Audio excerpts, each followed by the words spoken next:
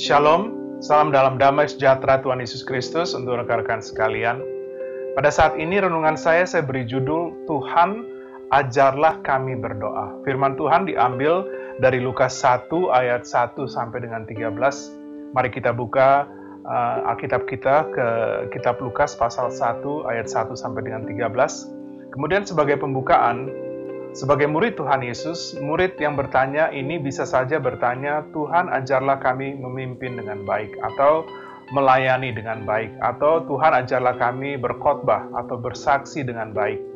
Tetapi yang ia tanyakan, ajarlah kami untuk berdoa. Saya membagi renungan ini dalam beberapa bagian. Yang pertama, inspirasi. Ayat pertama dikatakan, pada suatu kali Yesus sedang berdoa di salah satu tempat. Ketika ia berhenti berdoa, berkatalah seorang dari murid-muridnya kepadanya, Tuhan, ajarlah kami berdoa. Sama seperti yang diajarkan Yohanes kepada murid-muridnya.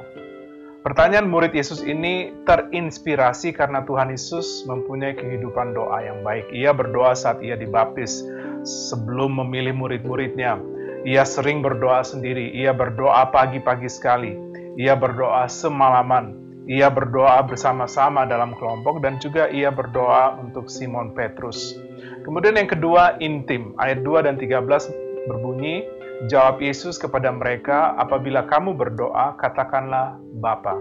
Kemudian ayat 13, jadi jika kamu yang jahat tahu memberi pemberian yang baik kepada anak-anakmu, apalagi Bapamu yang di sorga.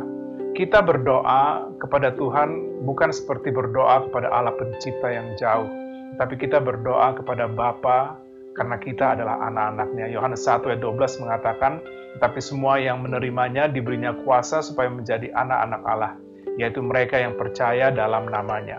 Kemudian yang ketiga, isi. Apa isi daripada doa? Ayat 2b sampai dengan 4 dikatakan, apabila kamu berdoa, katakanlah, Bapa, dikuduskanlah namamu, datanglah kerajaanmu, berikanlah kami setiap hari makanan kami yang secukupnya, dan ampunilah kami akan dosa kami, sebab kami pun mengampuni setiap orang yang bersalah kepada kami, dan janganlah membawa kami ke dalam pencobaan. Isi daripada doa kita paling tidak harus ada 3 bagian, yaitu puji-pujian, dikuduskanlah namamu, datanglah kerajaanmu, kemudian permohonan, berikanlah kami setiap hari makanan kami yang secukupnya, dan janganlah membawa kami ke dalam pencobaan. Kemudian yang ketiga, pengakuan dosa, yaitu ayat 4, dan ampunilah kami akan dosa kami, sebab kami pun mengampuni setiap orang yang bersalah kepada kami.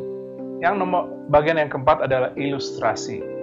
Ayat 5 sampai dengan 8, kemudian ayat 11 sampai dengan 13. Prinsipnya adalah pentingnya meminta dan terus meminta dalam doa. Ayat 5. Lalu katanya kepada mereka, jika seorang di antara kamu pada tengah malam pergi ke rumah seorang sahabatnya dan berkata kepadanya, Saudara, pinjamkanlah kepadaku 3 roti. Sebab seorang sahabatku yang sedang berada dalam perjalanan singgah ke rumahku, dan aku tidak mempunyai apa-apa untuk dihidangkan kepadanya.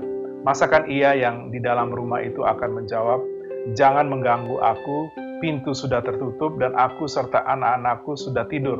Aku tidak dapat bangun dan memberikannya kepada saudara. Aku berkata kepadamu, sekalipun ia tidak mau bangun dan memberikannya kepadanya, karena orang itu adalah sahabatnya, namun karena sikapnya yang tidak malu itu, ia akan bangun juga dan memberikan kepadanya apa yang diperlukannya.